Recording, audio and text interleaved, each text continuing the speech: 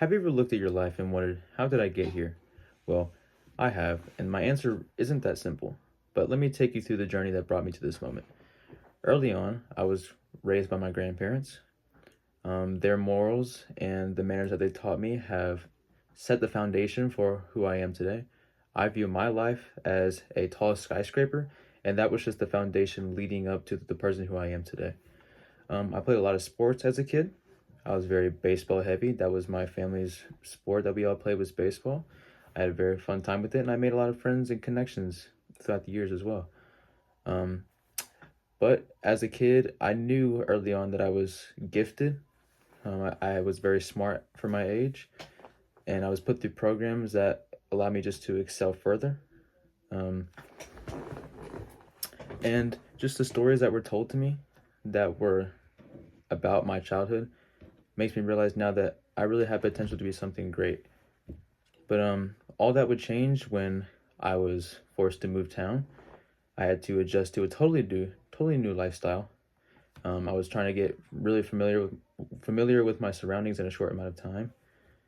And adjusting to a totally new lifestyle was pretty hard for me, especially being around 9 to 10 years old. It was decently hard as a kid just to be put in an entire new space and try to adjust to it in a certain amount of time. But I did get out of it. I did make friends. I did try new things.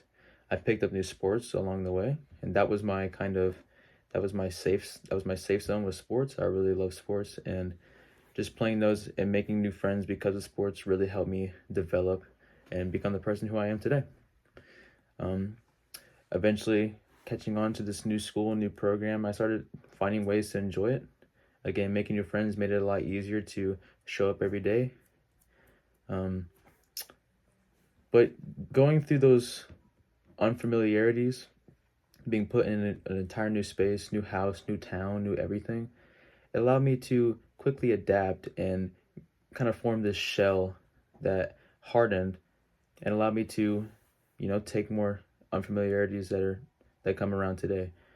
Um, and I'm still going strong. I'm still going strong with that. I still play a majority of the same sports that I played as a kid just to keep that same spark alive. I kept the same friends. Me and my friends have gone through so much together, apart, learned life lessons off of each other, and just kind of grew as like our own little family, which is very nice to see. I'm still staying true to myself. Those lessons and morals that were taught early on, I still keep those near and dear to my heart.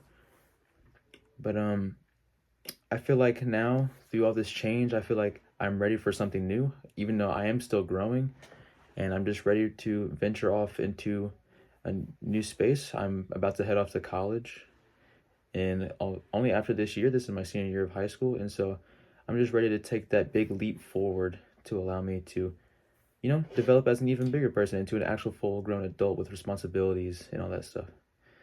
But